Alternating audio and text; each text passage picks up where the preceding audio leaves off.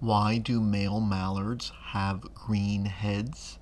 In the previous video, I explained that there are no green pigment molecules in the feathers of male mallards.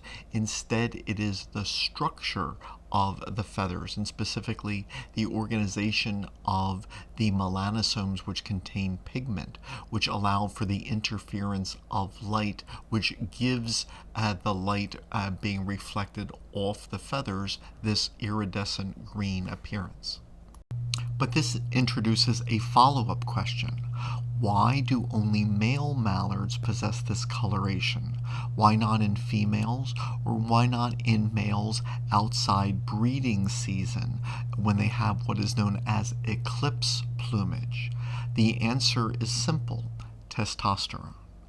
Testosterone and estrogen are ancient vertebrate hormones dating back to early fish.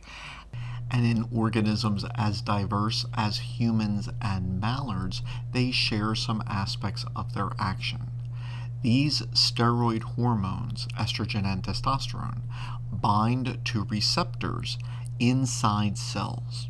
The hormone receptor complex then binds to DNA to turn on genes, to activate them so that they are transcribed.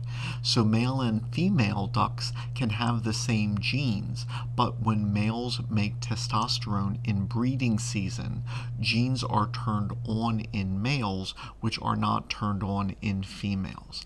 Specifically in mallards, it has been shown that testosterone alters the transcription levels of more than a dozen genes, 18 in the paper that I read, including important ones such as TRP and TER, which are involved in the synthesis of the pigment melanin and its organization in the cells which are producing the pigment in the feathers.